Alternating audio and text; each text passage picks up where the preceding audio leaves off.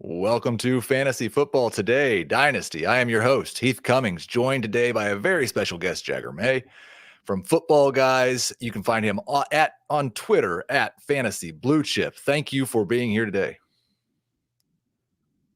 Glad to be here, Heath. Yeah. It's I've maybe set a record for the number of football guys on a podcast that's not a Footballguys podcast in the first year of production. That's where I came from about. Geez, is it 9 years ago now? I think 9 years ago in March was when I joined CBS Sports and got my start with Sigmund Bloom and Joe Bryant and Jason Wood and all the guys back in the day. Just a fantastic place to be. Did I see correctly that you actually just became a full-time staff member? Is that right? Yeah, I completely sold out now. So that is fantastic. Well, we are glad to have you here on the show. On today's show, we are going to talk about some postseason Dynasty Risers, or maybe guys that I think could be postseason Dynasty Risers. We'll see if you agree. A couple that came to my mind: Baker Mayfield, Khalil Shakir. And then there's some guys I have some questions about as well. We're also going to talk about off-season Dynasty buys. Now, there's lots of ways that you can frame this. For me, I just went and looked for guys that I'm considerably higher than consensus on, but I would give a couple of qualifiers. I'm, for the most part, not buying running backs this time of year unless there's a significant discount, and I'm definitely not buying veterans this time of year because a lot of things can go wrong in the next 6 months. So you'll see mostly younger guys, but there are a few running backs on the list. As always, we're going to start this show with 3 questions for our guests. And this is a question I ask almost everybody, at least their first time on the show, because we want to, a lot of people listening to the show thinking about starting new dynasty leagues. I want to help them start those in the best way possible. So you're thinking about starting a new league. You're talking to your friends about it. You're fighting over rules. What's the one thing that's non-negotiable for you?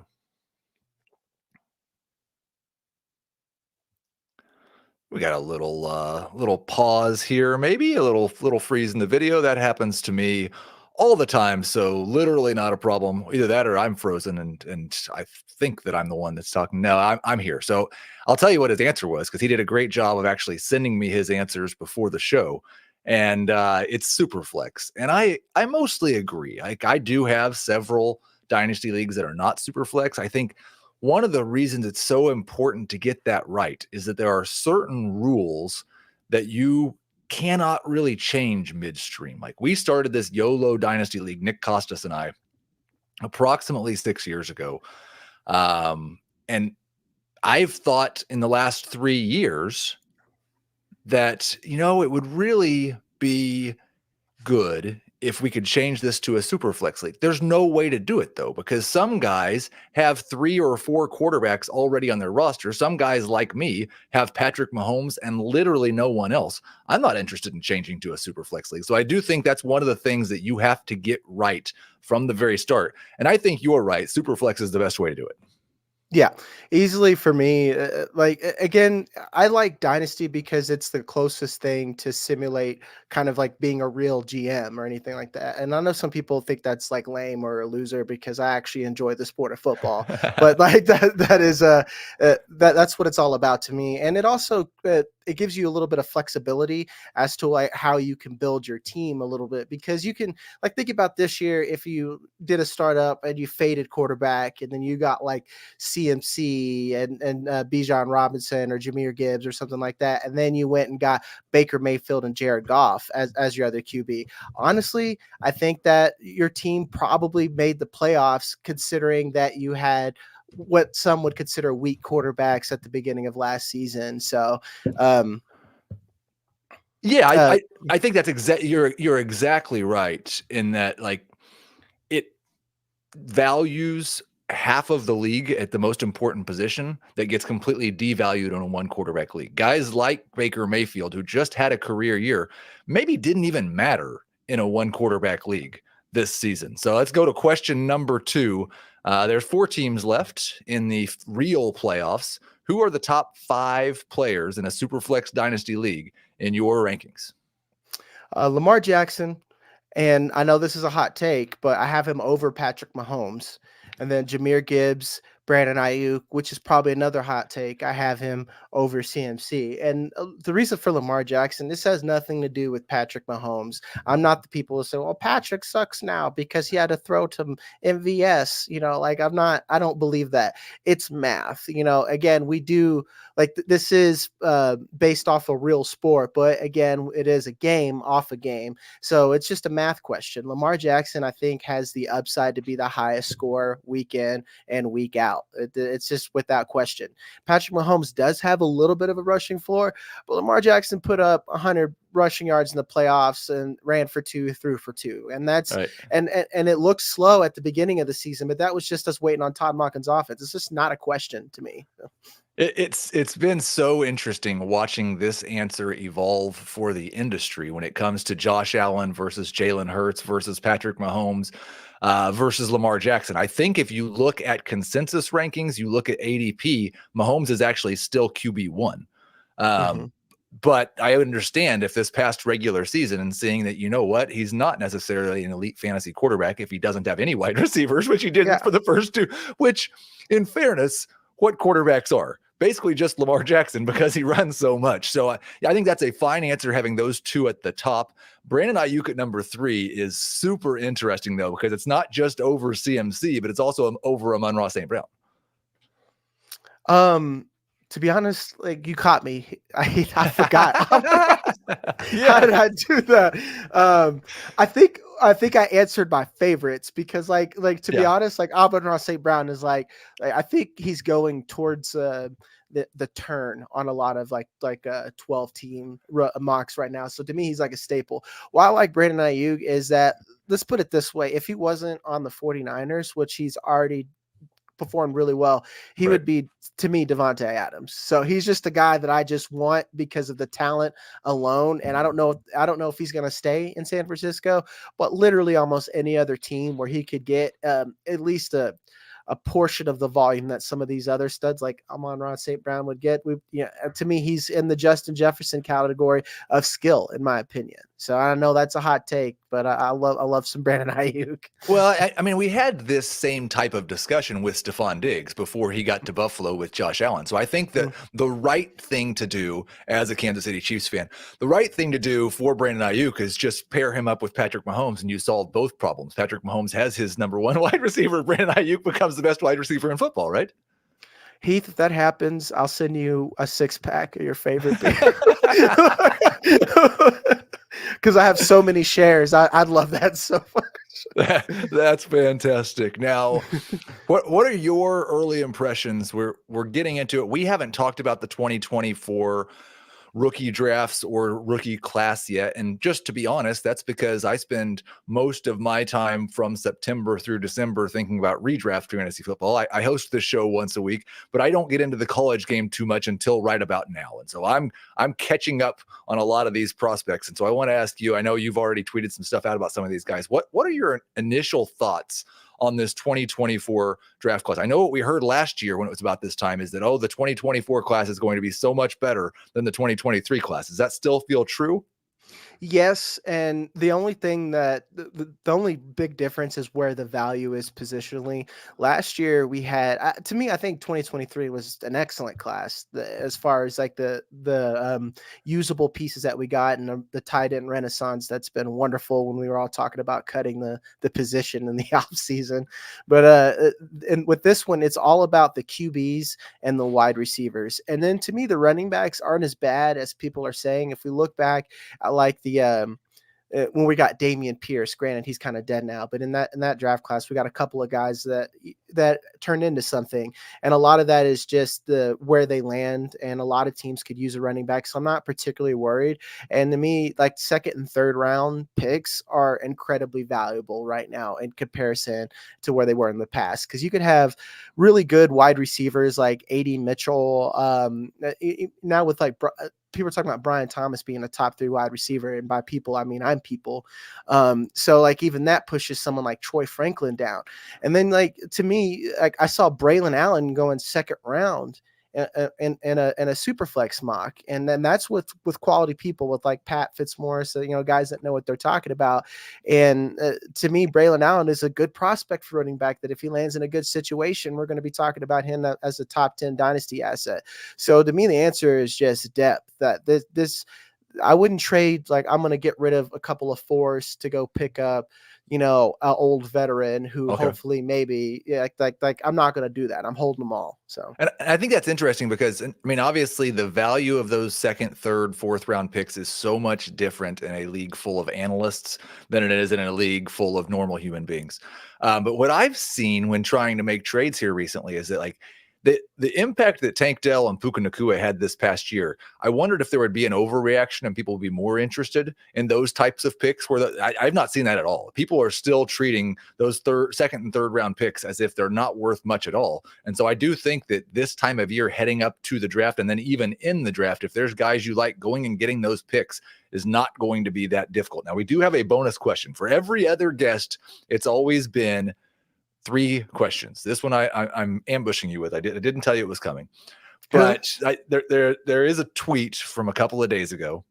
Please don't invite me to your house if your dog is a couch licker. Couch licker is capitalized. This isn't quite my house, but it's kind of my show. My dog is a couch licker. Is that okay still? It is okay still. It is okay. Like, at least warn me that your dog is a couch. I'm like, okay, cool. I'll pull up a kitchen table. No, I apologize for my dog as soon as people walk into the house, partially for the couch lifting, many other things though. What happened was we had a wonderful dog and it passed away about 8 years ago. Oh. And so I think 7 years ago, week 1 of the NFL season, my family knows that, like, Sunday during the NFL season, you're really not going to get much from me. Sometimes my wife likes to take advantage of that. And so about 1:30 our time, the games have just started. I start getting texts from her, and she has my 7-year-old at the dog place looking at dogs, and she comes home with a Chihuahua. And the great thing is that Chihuahuas live for like 100 years. So this was not a decision that we made that we're going to deal with for 4 years or something. We're going to have a Chihuahua for the rest of our lives, probably going to outlive me, and definitely going to lick my couch. Fantastic. Let's take a short break here, and then we'll get into some of our off-season buys. Okay, so we've got, I sent you a request. Tell me who you're looking to buy this offseason. I don't know what your methodology was in selecting those guys. If it's just guys you think everybody else is too low on, or they're going to be a lot better next year than they've been in the past. But I see the first name on your list, definitely one where I think I'm higher than the industry on him, Kyler Murray. You certain he's going to be in Arizona, or hopefully he's going to be in Arizona with Marvin Harrison? I don't care where he's going to be at. Let's put it that way. But I definitely want him to stay in Arizona because I love the idea of Michael Wilson, Marvin Harrison Jr., and Trey McBride. Like, right away, like to me, we're back, baby. Arizona is back. But, like, a lot of people got into the narrative that Kyler Murray is going to be they thought he was going to be a backup to Bryce Young this past year. Imagine that world or right. Something, So, and granted, Caleb Williams is twice the prospect that Bryce Young is, 3 times the prospect. But even if Kyler Murray goes to, let's say, Atlanta, I still like him. And again, it's a question of math at this point. He's a rushing quarterback and very dynamic. And even in his, like, I'd say disappointing games, he's still giving you 13 or 14 points. And I know that's not like sexy or exciting, but when you consider that Desmond Ritter's bad games were like 8 points, I think that we kind of we underappreciate some of these quarterbacks because we watched Tim Boyle play, we watched Tommy DeVito play, we watched Jake Browning play. Kyler Murray, you should be buying him because you're going to appreciate him probably week 7 when everyone's scrambling for quarterbacks during injuries. So yeah, I do think with rushing quarterbacks, they're obviously held to a different standard, partially because they can set the bar so much higher early in their career. Like, Kyler comes out and averages 22 fantasy points per game, 23 fantasy points per game. Then anything short of that is failure. And then also because, like, the quarterbacking aspect of when things go bad for Kyler, it looks ugly. when he doesn't have a number one wide receiver like Patrick Mahomes didn't have this year, things can look a little bit ugly. So I agree with that. There's a guy on my offseason buy list who I think is in the same neighborhood. I've got Kyler just a little bit ahead of him, but not a lot. Justin Fields. He's down to QB 12 now in terms of consensus ranking within the industry. And I got all those from Fantasy Pros this week. Try to bounce around to different sources so we're not always giving the same information. But I kind of feel the same way about Fields. Like I don't think he's going to be in Chicago, but I definitely think he's going to be a starting quarterback next year. I'd love it if he goes to Atlanta and has those weapons. I'd be perfectly fine if he goes to the Raiders and has Devontae Adams. I don't see a situation where Justin Fields loses his starting job, but it does feel like that's being priced in, because if he was a guaranteed starter, I have to think he'd be a top 8 dynasty quarterback. Yep. I kind of thought I loved your pick as well with Fields, because it's like it's in the same range. Like what I've been doing, like the 3 startups that I kind of tried and got to make some picks in before they blew up was like if I got like the 5th pick or the 2nd pick, I'm trading back and picking up an extra rookie pick. I even told someone, you give me a 201, this pick is yours. Because like I said, I love second round picks right now. And I'm going back to the turn because I'm getting Justin Fields, Kyler Murray. And then I even saw Kyler Murray work its way all the way back to the other end of the turn one time. I was like, I didn't even really need to trade because I could have got Lamar Jackson and Kyler Murray if I wanted to. So, and again, there's very few spots where Justin Fields could go. And I think it would be worse off than where he's been at with the Bears, including this year, when you consider the offensive play calling and the structure that he's been playing in, or lack thereof. Maybe the Raiders. I heard someone say the Raiders, and that kind of felt gross. I didn't love that. Well, you know what I like a lot less than the Raiders is the Patriots. Going there with no identifiable offensive system, and Demario Douglas. I love Demario Douglas. We're going to talk about him in just a second, but him as your number 1 wide receiver, I would not love that situation for Justin Fields. Now, I think Fields and Murray are a couple of guys where it's pretty obvious the industry's a little bit down on them, especially relative to where they've been. Your second dynasty buy, offseason buy, is Tyjae Spears. And this is one where they're definitely seeing some steam. Like you've got company on this bandwagon with Spears. I assume the hope is that Derrick Henry's gone. You think he could be a workhorse back, or he's just going to be so good in a 12 to 15 touch role that he's worth it? I'm hoping the first, but it's one of those things where the second is a perfectly good hedge bet. If he's going to be the change of pace guy that gets 15 touches, I think he's going to be great. And then now that we have the news of Brian Callahan, I see what he did with Chase Brown over there at the Bengals, and I'm like, hey, I think Tyjae Spears is a better running back than Chase Brown. You know, maybe not quite the juice, but he's got the scat. I'm all in on it. And this is kind of how, also to give the audience a little bit of a disclosure, this is how I build my teams. I'm a running backs don't matter that much unless you have CMC and the top guys. So like last year I was buying Jerome Ford and stuff like that. Like these guys who can get receiving roles or have an immediate place where they could, be a starter in the future. That's who I'm trying to buy. Cause like you made a great point at the beginning of the show. You're not really buying running backs or anything like that. I'm not either, unless they're like, I can get Tyjae Spears by selling a vet and picking up a pick extra. Like I think I sold Ramondre Stevenson and got Tyjae Spears in a second. Right now, that looks pretty good, and I like that. So now, speaking of buying running backs, I saw this discussion in the chat. Like Matt, who's a good friend of the show, asked, "I just offered someone 202 for Saquon Barkley," and he says, "Wait, you're telling me not to do that, huh?" I think what we said was I'm not buying veterans or running backs unless they come at a discount. 202's probably not quite enough of a discount, but it's not that far either. Like if I could get 202 and a third, or if I could get Saquon Barkley and a third for 202, then I think I feel pretty good about that. And yeah, that's, to me, I would do that if I had an extra second type thing. Cause like, this is why I tell everyone with Dynasty, like I'm not just going to say like, don't sell for a 202. If I'm a contender and I have an extra second and I need a running back, I might pay that. If I don't have a second, I'm not going to buy Saquon for that. So I don't know. I definitely would not pay that if I wasn't like in the semifinals or the finals this past year. Like, I don't want Yep. you thinking you were a contender and buying Saquon Barkley. You need to be Yeah. definitely a contender if you're buying Yep. Saquon Barkley for a second round pick. Now, you had Tajay Spears. I've got another running back who I think is on the same spectrum. We talked about this a lot this past season, the Devon Achane, Keaton Mitchell, Jaleel McLaughlin spectrum. Tajay Spears probably second on that list.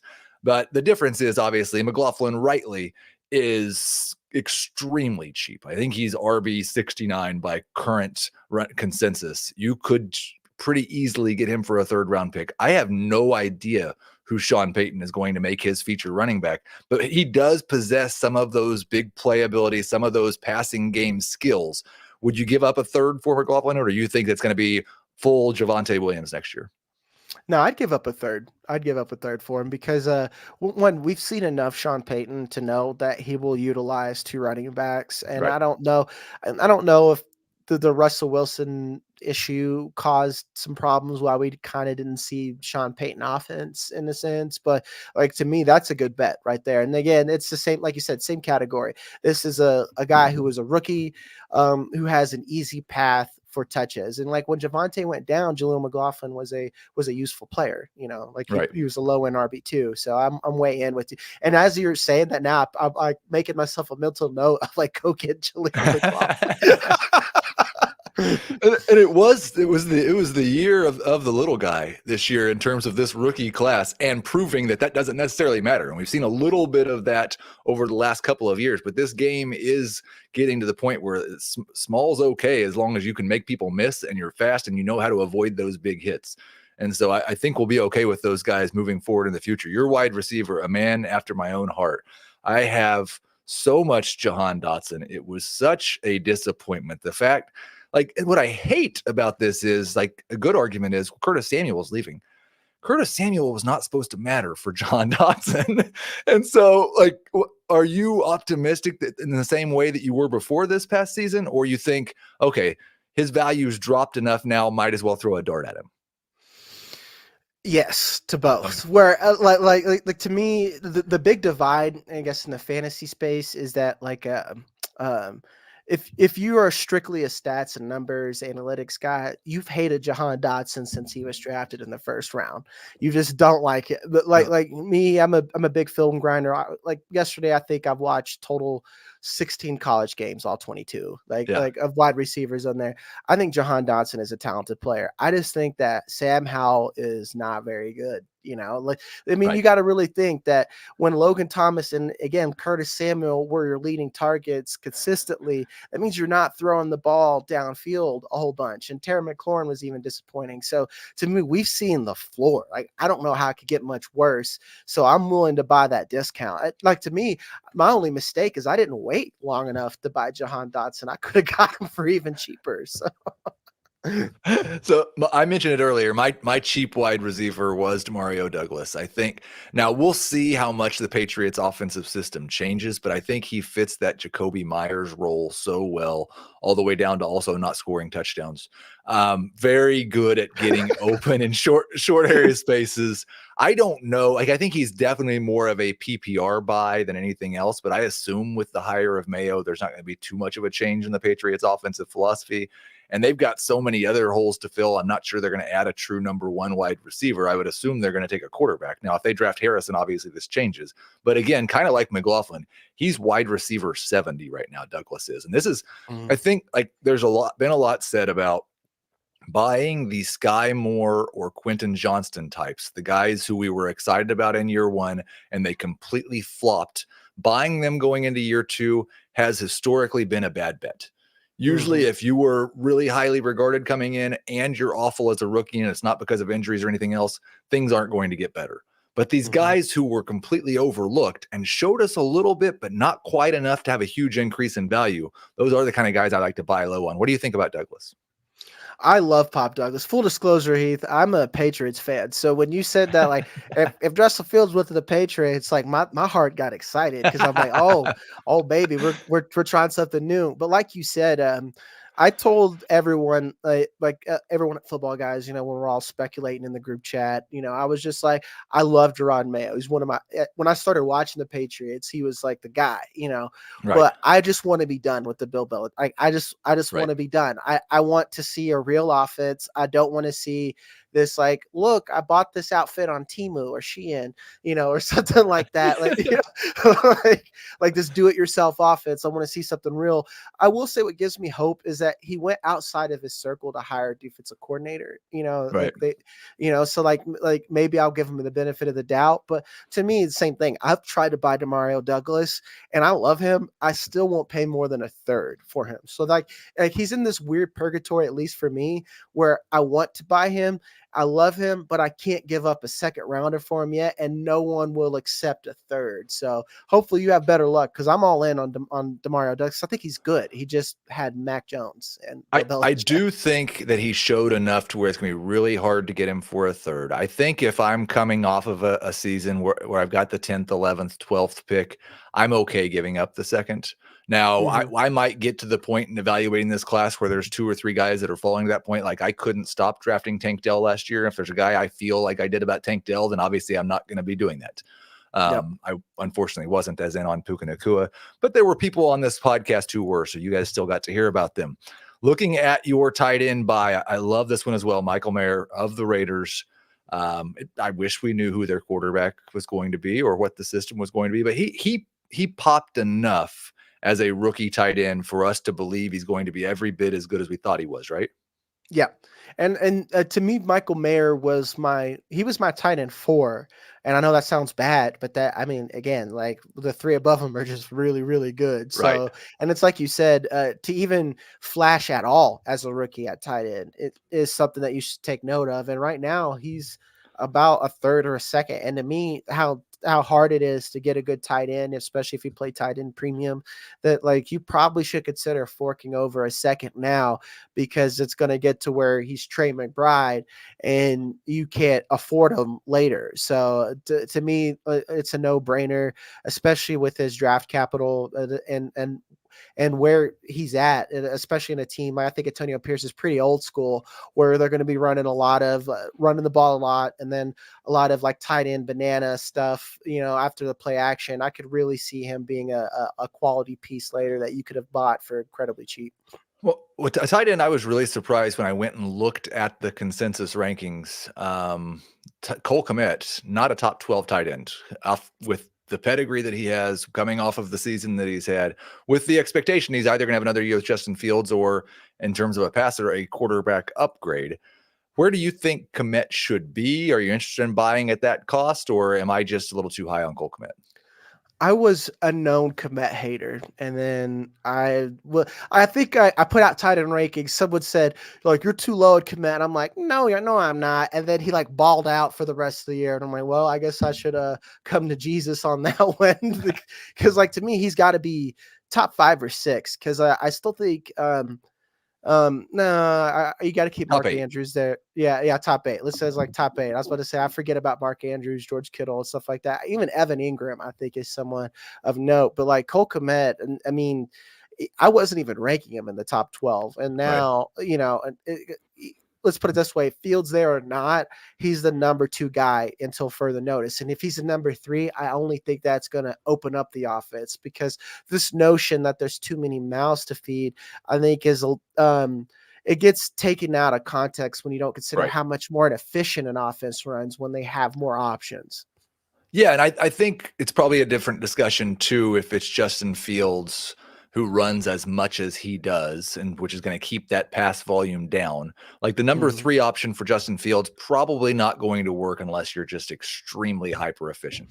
The number 3 offense in a normal passing offense that throws the ball 600 times or 575 times, it's probably going to work okay, especially at the position like tight end. I do think it's interesting comparing Komet, and this is another one that's changed just in the last 3 or 4 days, to Travis Kelce. Like Mhm. Kelce probably wasn't a top 6 or 7 consensus tight end a week ago. He might be 2 more good games being right back in the top 3 going into next year. Yeah, and to me, it's exactly what we were talking about. You could hyper focus. You take away Kelsey, Right. and then what are you going to do? And then that's kind of how we saw them finally force Rashi Rice into the conversation. Then is because teams were taking away Kelsey. So I think like you're right that I don't think he'll ever be top 5 anymore. But this notion that Kelsey's cooked, I don't think that's true. When you again like tight ends kind of like quarterback. I'm like, do you guys not remember how bad it gets after the top guys? I think he's going to be all right. Well, and I think the other thing is that is influencing some people's rankings right now is there's still a little bit of a chance that they win the Super Bowl and he rides off into the sunset with Taylor Swift. Like he might just be done. And so you have to discount him. If they get done with this season, he says, I'm definitely playing next year. I think he automatically gets a little bit of a boost in his dynasty value. There's some concern that he's not the same guy or not still good. There's also some concern that he just doesn't necessarily want to play football anymore. We'll find that out in a couple of weeks, hopefully, maybe three and a half. I had 3 more off-season buys. These are higher end guys. So we've been talking about guys who are really good values. These guys aren't going to be cheap at all, but I do think that the consensus is a little low on them. One of them really shocked me. I just kind of want to get your opinion on these guys. CJ Stroud, currently QB5 in terms of dynasty rankings. I've got him at QB3. I think you can make the argument for him even higher than that. But again, it's one of those situations where you don't want to put too much on his rookie season was this, so he's definitely going to be even better in the future. But man, this dude was awesome. Yeah.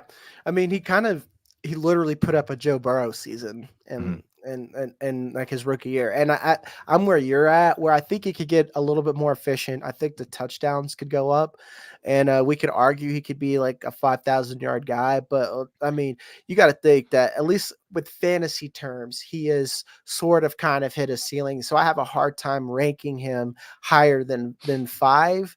When again, rushing does a lot for me. You got Josh Allen, Lamar Jackson there. So it's hard for me to put him too high. But right now, again, in startups, CJ Stroud, if you're in that 3 to 4 to 5 range in startups, he's the trade bait. You put in that chat who wants CJ Stroud, and then people are willing to pay up. And I kind of like the other side of it right now a little bit more. But like to me, it's one of those things. If you got him, you're probably not letting him go, and he's probably too expensive to buy right now, to be honest. So you said trade bait. Now, this was something I was kind of thinking about. You've got the 101, and somebody in your league is just completely in love with Caleb Williams. Would you take Stroud for the 101? Yeah. Yeah. So you Stroud over any quarterback in this class at this point? Yeah.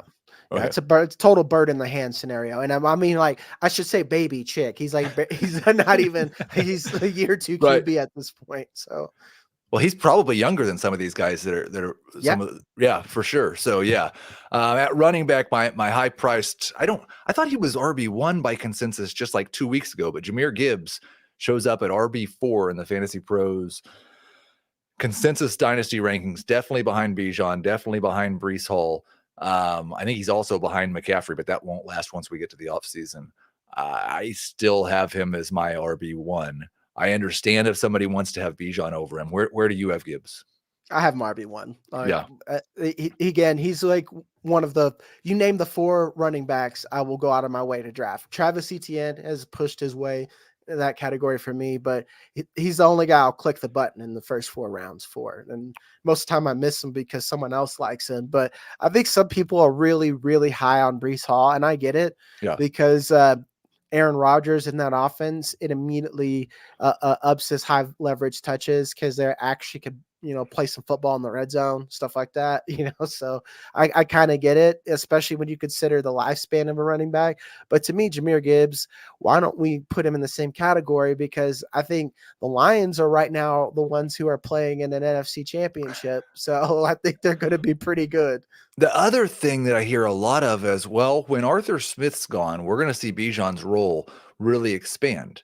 I think probably that the rookie who has been spectacular is probably going to see his role expand versus the 27-year-old who's a bit of a plotter. Like, I think if you're asking me same number of games played for Montgomery and Gibbs next year, percentage of touches, I think it makes sense to me that the young guys' touches are going to go up a little bit in year 2. So I don't think that we just saw the upside for Jahmyr Gibbs. I do think there's still some meat left on the bone there. At wide receiver, Jordan Addison listed as wide receiver 23. I don't know how you can be arguably the number 2 wide receiver in the class, come out and score double-digit touchdowns playing in this offense with all the quarterback situations and not be a top 20 dynasty wide receiver. I think he's a top 12 dynasty wide receiver. I don't know where you were at on Addison coming into the year, how that's changed throughout this year, but I absolutely love him, and there are not very many players in this class that I would take over him.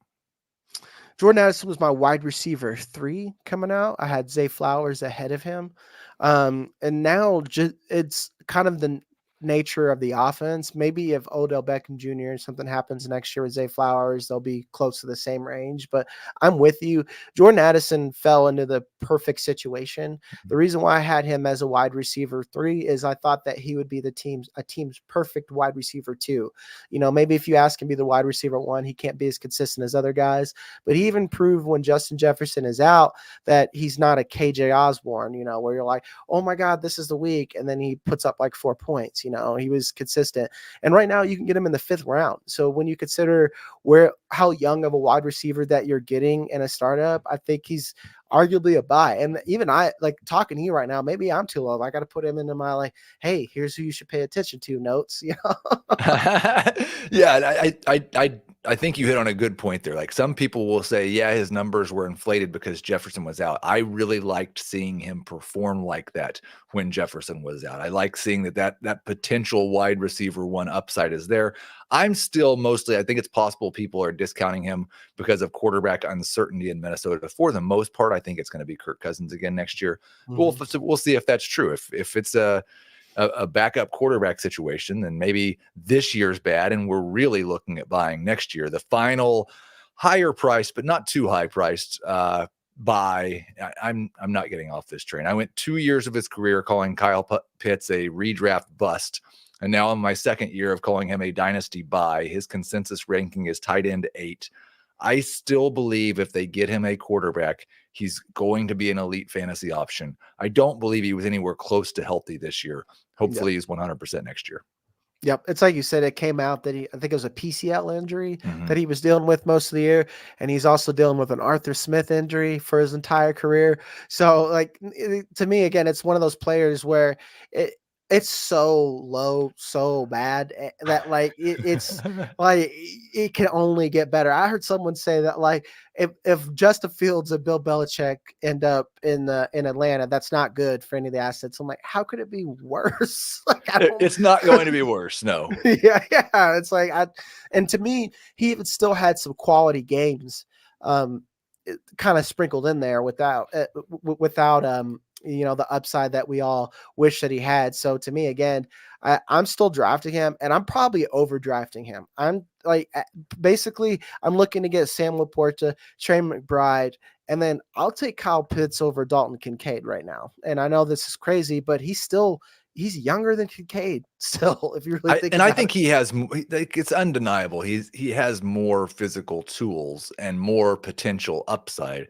It just gets harder with every year that we don't see that put into actual fantasy production to believe that it's still there. But I do believe it's still there. Now, if he comes out and I see a preseason game where he's running like he was running this past season, then it might turn into a Juju Smith-Schuster situation where that guy's not ever going to run the same way that he used to because he didn't look the same this past season. We'll hope that he gets fully recovered.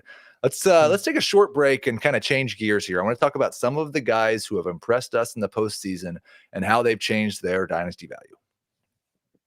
So I think when we look at this postseason, the guy, and maybe it's just because he even led his team there, but the guy who has rejuvenated his career the most this season has to be Baker Mayfield.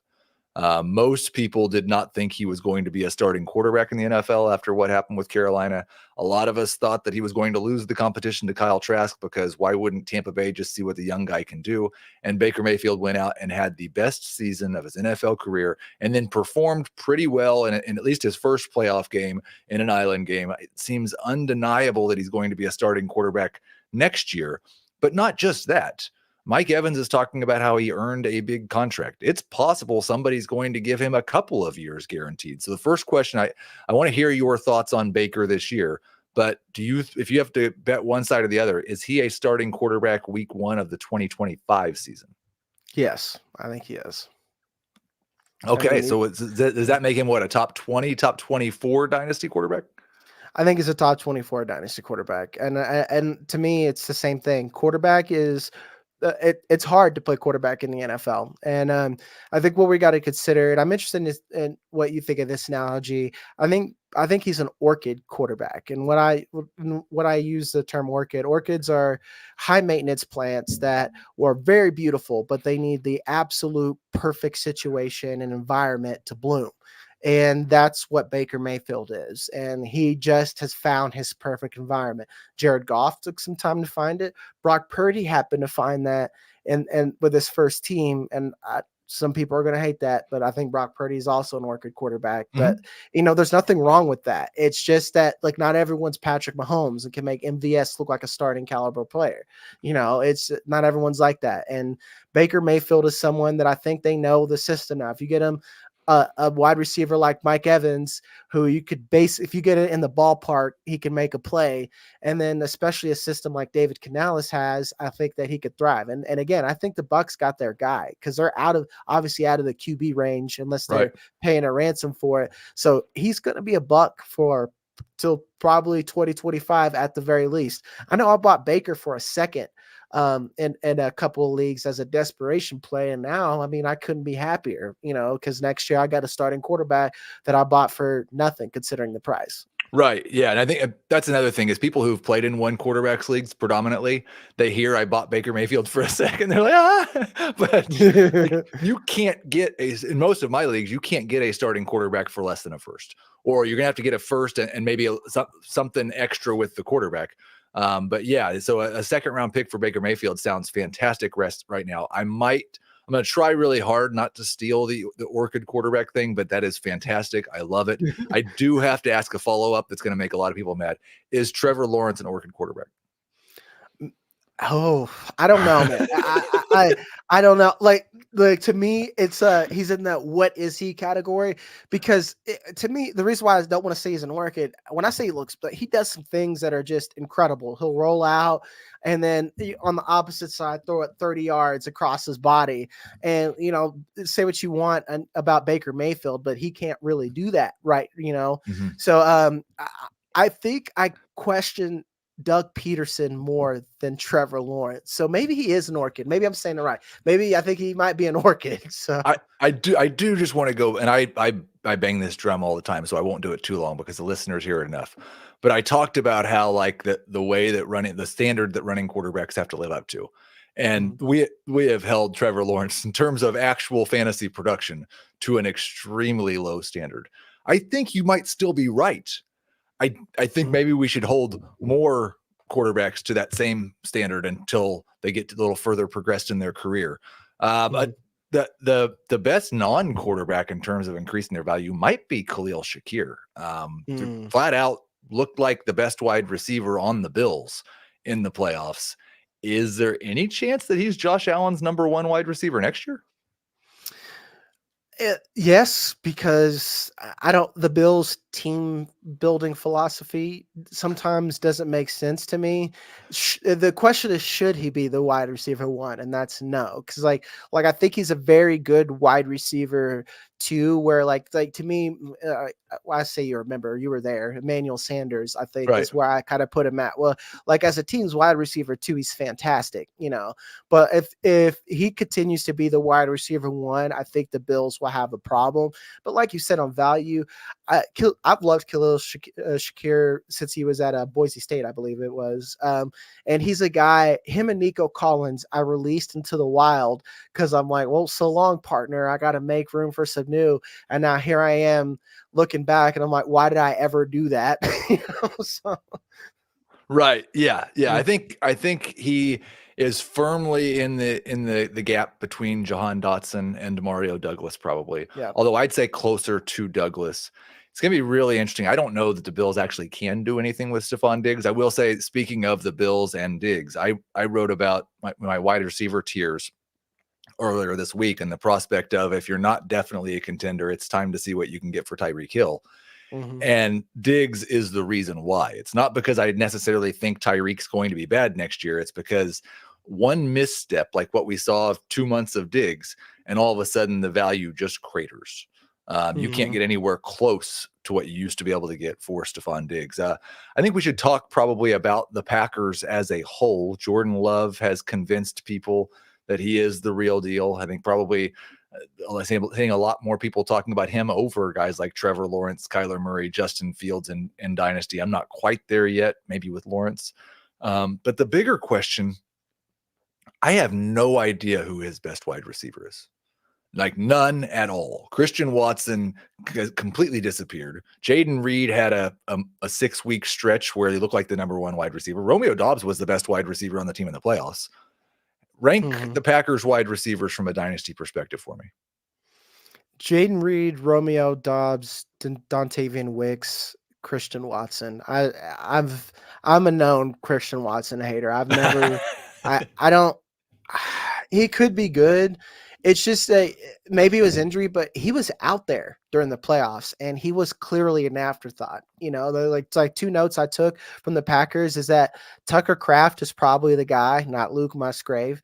And that, like, I hope you sold Christian Watson because to me, I think, I think Matt LaFleur did a great job of saying, here, I've got these young guys. You guys go out there and compete. Whoever's going to be out there every week and make plays, that those are going to be my guys, you know, and I think they've built the rapport and the trust with Jordan Love. And I don't know if Christian Watson is there yet. And I don't know if Dontavian Wicks is quite there yet, but Romeo Doubs has flashed this last year, you know, and then Jaden Reed was someone I was high on. And I think his role is, one reason I have Jaden Reed stand out is he's clearly in a different role than where Doubs and Wicks are, you know, and then he's going to have his place. So that's kind of why I put him as the quote unquote, you know, number one wide receiver.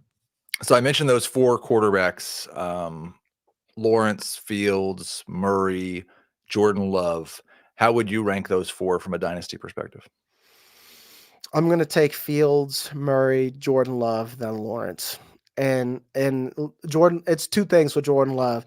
Matt LaFleur is a good coach. Mhm. He had an Aaron Rodgers problem for a long time where he couldn't do where he wanted, he couldn't do what he wanted. So I'm going to take who I think is going to, who's set up for I guess another Hall of Fame career. Man, I really appreciate you coming on the show today. Before we get out of here, I'd like for you to just take a minute or two, tell everybody where they can find your work, what you've been working on, what you've got coming up. Where can the people find you? Everything at Footballguys, and I'm always running my mouth on Twitter. And so, like if you follow me on Twitter, you'll find all my stuff. We're working on our off-season content right now. I've been grinding rookies, getting ready for that, and hopefully getting head coaching news here pretty soon. That is a positive for fantasy. So that's where I'm at right now. I'm full blown off-season mode. Well, I'm glad that you view the Patriots head coaching decision as a positive for fantasy, or at least a positive for you. I hope it's a positive for fantasy as well. Again, thank you very much for joining me. We will do this again. We're going to do a startup together as well, and nobody's going to quit in the middle of it. We're going to do the entire startup. I mean, no problems, no hiccups whatsoever. Thank you for everybody who followed along on YouTube, listening to the podcast. Please rate, review, subscribe. That really helps us out. And we will talk to you next Tuesday.